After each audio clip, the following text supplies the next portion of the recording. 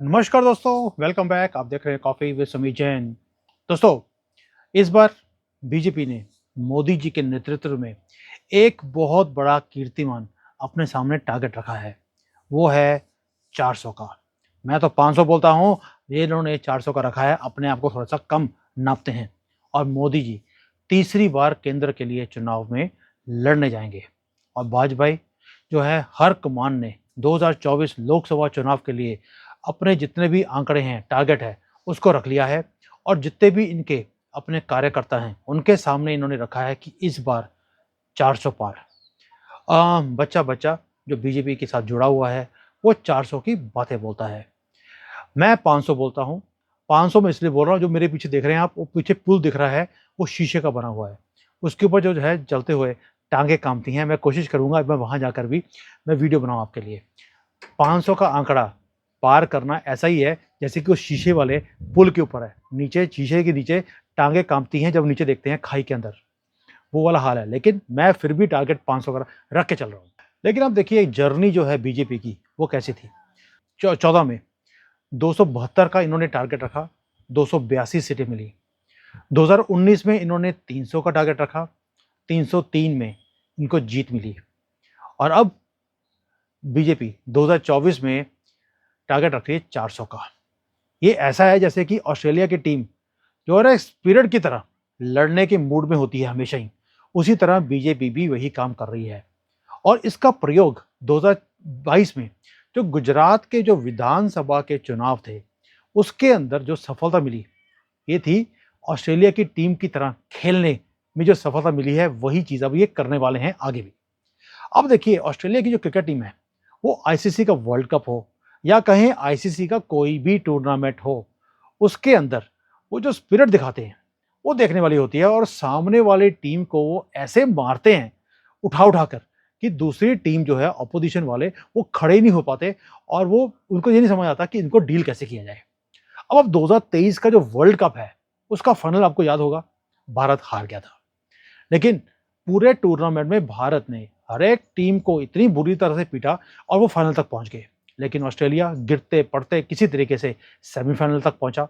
Semifinal और final में Australia ने एक मॉन्स्टर की तरह बन गई। स्पिरिट में जो होती है इनकी फाइटिंग स्पिरिट, उसमें रुतबा हमने देखा कि कैसे ऑस्ट्रेलिया खेलती है। पहली गेंद से सेमीफाइनल में भी फाइनल में भी अपोजिशन को कूटना शुरू किया इन्होंने। ऐसा किया कि और आखिर तक ढील छोड़ी ही नहीं। जितने कूटते रहे, दूसरा आदमी सोचता है कि भैया कब रुकेंगे और कब मुझे मौका मिलेगा, मौका ही नहीं दिया। बीजेपी भी 2024 में विपक्ष के लिए कोई ऑप्शन छोड़ने के मूड में दिखती ही नहीं है। और अब नतीजा क्या आएगा, ये तो भविष्य बताएगा। अभी हम बता नहीं सकते कि 400, 450 के 500 आएंगे।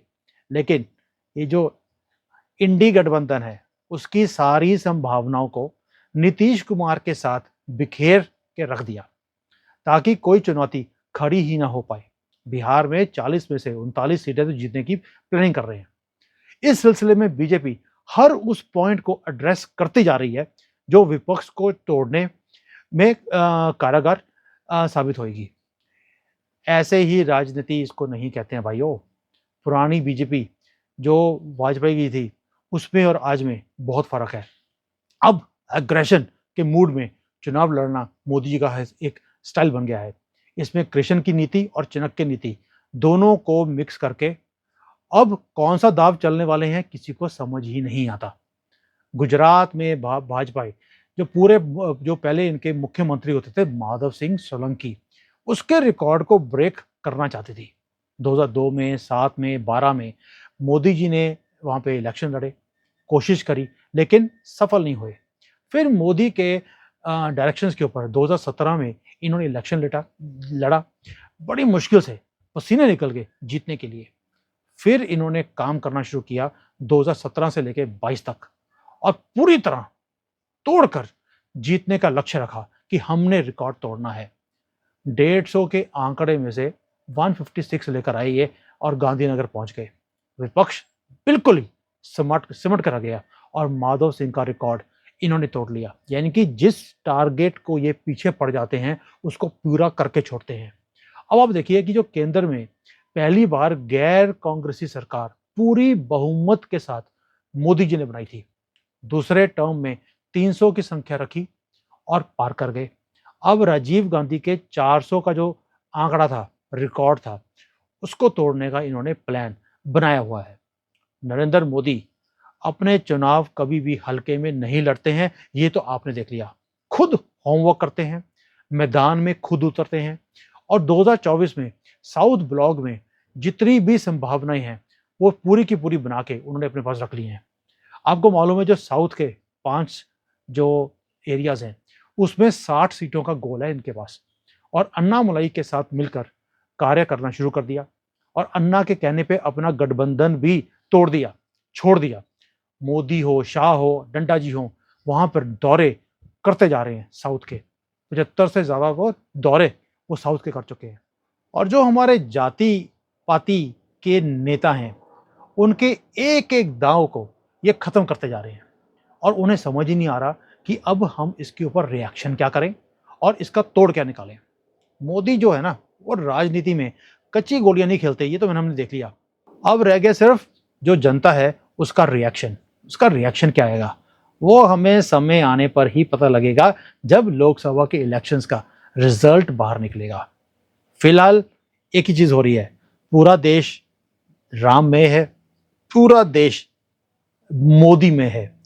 कुछ भी कोई कहे किसी को फर्क नहीं पड़ता, सब एक ही उसमें है कि मोदी मोदी एंड मोदी।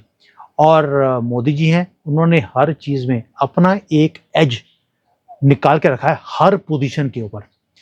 नीतीश बाबू वो गठबंधन छोड़ गए हैं, लौट रहे हैं मोदी जी के चरणों में, और अब मोदी जी ने ऐसी नकेल कसी है कि भविष्य में पलटू राम पलटी मारने की स्थिति में भी नहीं रहेगा। आप सोच के देखिए, ये है प्लानिंग बीजेपी की। और दूसरी तरफ विपक्ष है, उसको अभी तक यही समझ नहीं आया कि प्रधानमंत्री का कैंडिडेट कौन होगा, राहुल गांधी के साथ करना क्या है। और राहुल गांधी भी ऐसा एक स्टार कैंपेनर निकला मोदी जी का कि अभी तो यात्रा शुरू करी थी उसने, खत्म भी हो गई, दिल्ली पहुंच गया है। ममता ने उसको जाने नहीं दिया, यूपी में उसको कोई सीट नहीं मिली, और ब्रह्मपुत्र से लेकर पंजाब तक जितनी नदियां हैं उसके तट के ऊपर इसकी धाक जीरो हो गई है। और ऐसा भारत जोड़ो यात्रा करी है कि पार्टी टूट गई, गठबंधन टूट गया, 125 सीटें बिना लड़े पहले ही हार गया है। तो ये होता है फर्क जब आप अपना होमवर्क करते हैं, आपकी राजनीतिक सूझबूझ होती है। मोदी जी के पास कोई भी विरासत नहीं थी, उन्होंने विरासत अपने काम से, विश्वास क्रिएट किया, उससे धक्के खाए, लोगों से कनेक्शन क्रिएट किया, तो यहां तक पहुंचे हैं। और राहुल, सब कुछ प्लेट पे क्रिएट किया हुआ उसको दिया गया और उसने सारा कुछ बर्बाद कर दिया। भाई कपूत हो तो राहुल गंदगी जैसा, वरना ना हो। ये तो मैं बार बार बोलूंगा पोल डांसर सोनिया गंदगी को कि भाई बेटा प्रोड्यूस किया तो तूने किया, क्या लाल है कि सबकी जो तुम्हारे पार्टी के साथ जुड़े हुए हैं सबका पिछवाड़ा लाल कर दिया है। उनको यही समझ नहीं आ रहा कि भाई अब हम करें क्या। ऐसा स्टार कैंपेनर मोदी जी को मिला है, ये आपको लगता नहीं है कि राम का भी आशीर्वाद है मोदी जी के ऊपर कि उन्हें ओपोनेंट मिला? तो कौन? राहुल गंदगी। और जो जहां पे जाता है, जहां जहां पे उसके पदचिन्ह पड़ते हैं, वहां पर मोदी जी बिना कुछ कहे जी जाते हैं। तो ये होता है जब आप निष्ठा के साथ काम करते हैं, देश के लिए काम करते हैं, करप्शन फ्री करते हैं, तो देश भी आपको सपोर्ट करता है, भगवान भी आपको सपोर्ट करता है। और इस बार तो टारगेट ही 400 का है। 400 इन्होंने बोला है, मैं बार बार बोल रहा हूं बीजेपी का टारगेट 400 है।